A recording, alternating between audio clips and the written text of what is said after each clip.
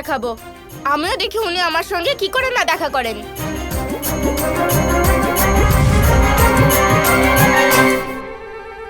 এটা তুমি ঠিক করলে না কৃষ্ণ। আমি তো চেয়েছিলাম যে বাল গণেশকে কিছুদিন স্নেহ মমতা দিয়ে এখানে দ্বারকাতে রাখবো, কিন্তু তুমি এরকম হতেই দিলে না।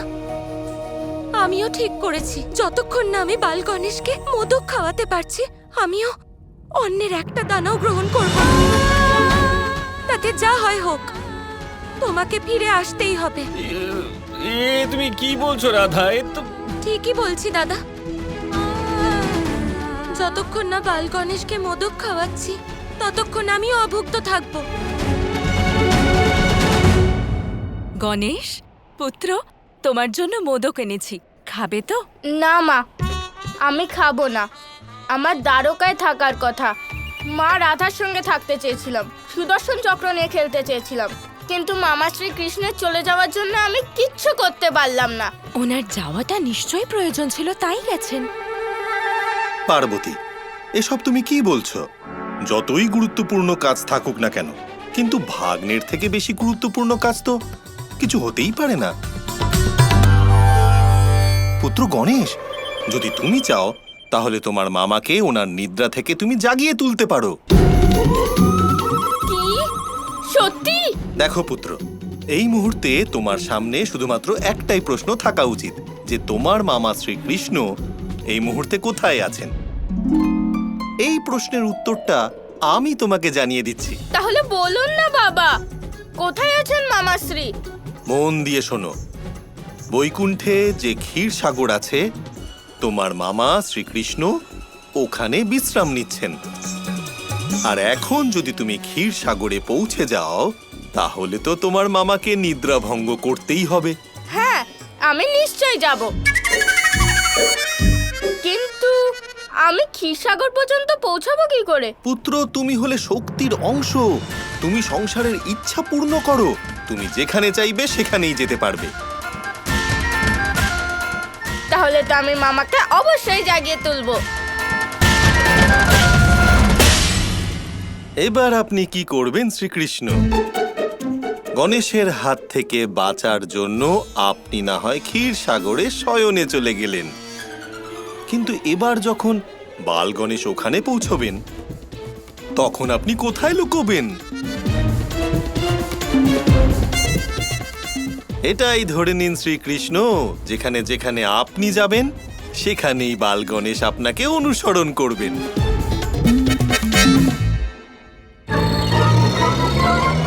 দাদা,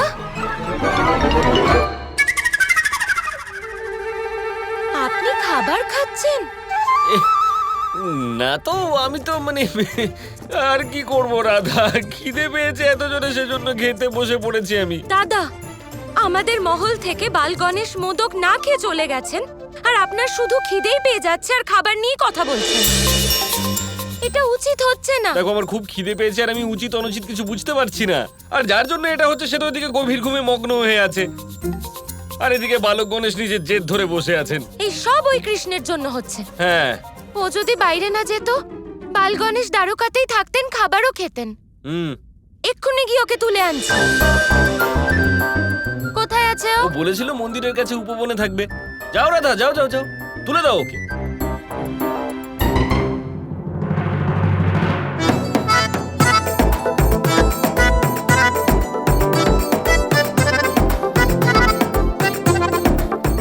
রাধা তো আমাকে ঘুম থেকে তুলতে আসছে। কৃষ্ণ, কৃষ্ণ!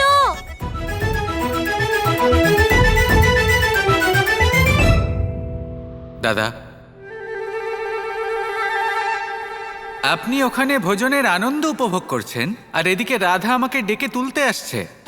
আরে, কেউ আমাকে শান্তি মতো খেতে কেন দিচ্ছে না? আর রাধা তোমাকে এই জন্য ঘুম থেকে তুলতে আসছে কারণ তুমি এটারই যোগ্য কানাই। আর তুমি যখন জানতে যে বালক গণেশ এখানে পদার্পণ করতে চলেছে, তখন তুমি দেখা করে যেতে পারতে না? তোমার জন্য কি কি সহ্য করতে হচ্ছে আমাকে? এটাই হলো তোমার শাস্তি, এবার ভোগ করো। আপনি এরকম কি করে বলতে পারেন দাদা?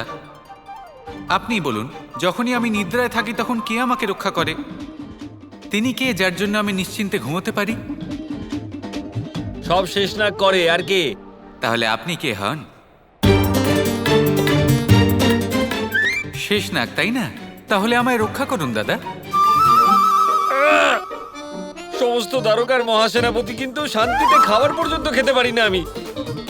খুব ভালো ফাঁসিয়েছো তুমি কানে, খুব ভালো ফাঁসিয়েছো।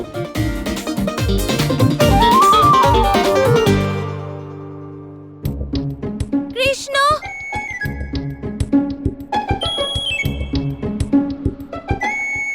কৃষ্ণ, এটা কি ধরনের ঢং? মহলে এক অতিথি এলেন আর তোমার দেখা না পেয়ে অভুক্ত চলে গেলেন। এটাই চেয়েছিলে তুমি? না, ওঠো। তোমার তো আমার জন্য চিন্তা নেই। আমি কখন থেকে না খেয়ে আছি, আর আমি প্রতিজ্ঞা করেছি যে যতক্ষণ না বালগণেশ মোদক খাচ্ছেন আমিও কিছু খাবো না। তুমি এখানে নিশ্চিন্তে কি করে ঘুমোতে পারো? কৃষ্ণ, ওঠো।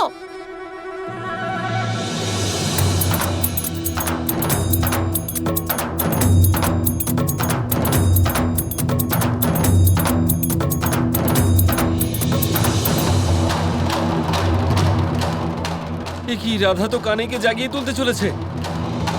দাঁড়াও রাধা। কেন থামবো? কিছুক্ষণ আগে আপনিই তো বলেছিলেন যে কৃষ্ণকে জাগিয়ে তুলতে। হ্যাঁ, আমি আমি তো এটা বলেছিলাম, তাই না? আসলে তো আমি আমার ছোট ভাই কানাইকে খুব ভালোবাসি, আর আমার ছোট ভাইয়ের ঘুমে কোনো বাধা যদি আসে, সমস্যা যদি হয়, তা আমি দেখতে পারবো না, তাই না? দাদা, আপনি তো এমন ভাবে বলছেন যেন আপনি কখনো কৃষ্ণকে ঘুম থেকে তোলেননি। এটা তুমি ঠিক বলেছো যে কানাইকে তো সবসময় আমি তুলি, আমি থাকতে আর কেই বা তুলবে ওকে। কিন্তু আজ পরিস্থিতি একটু আলাদা, তাই না? রাধা, একটু বোঝো। কেন? কি বুঝবো? ওই আমি আসলে কানাইকে কথা দিয়েছিলাম যে আমি ওর ঘুমে কোনো সমস্যা তৈরি হতে দেবো না। আচ্ছা, কথা দিয়েছেন। আপনার প্রতিজ্ঞা দেওয়া আছে, কিন্তু আমার কথার কোনো মূল্য নেই। কোনো ব্যাপার না, আমি সব বুঝতে পারছি। আপনি কৃষ্ণের দলে, তাই না? আমিও দেখি কৃষ্ণ কতক্ষণ ঘুমোতে পারে।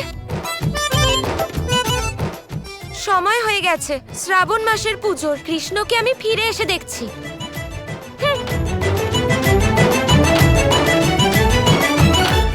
আজকে রাধার ক্রোধ দেখে আমি খুব আনন্দ পেয়েছি। তুমি আনন্দেই থাকো কানাই, সব কিছুর আনন্দ নাও তুমি। শুধু আজ তুমি আমাকে আমার প্রতিশ্রুতি দিয়ে বেঁধে দিলে, তাই। আমি যদি সময় মতো না আসতাম, রাধা তোমার ঘুম ভাঙিয়েই ছাড়তো। ঠিক আছে, তাহলে এবার আমার এখানকার কাজ সম্পন্ন হয়েছে।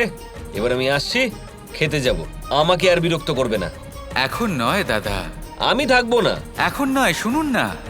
ওদিকে দেখুন কি হচ্ছে। দেখুন দাদা, বৈকুণ্ঠে কে পৌঁছেছে।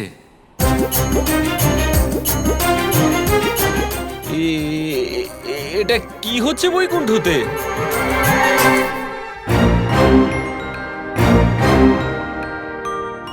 মামার এই বাড়িটা তো দ্বারকার থেকেও বেশি সুন্দর।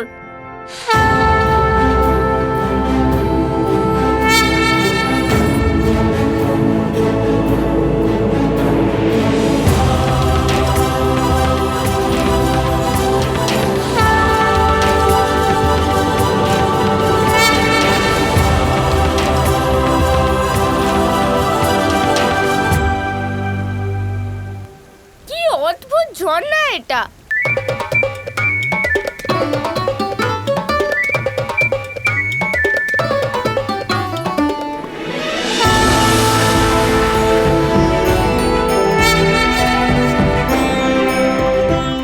মনে হয় এটাই ক্ষীরসাগরে যাওয়ার পথ।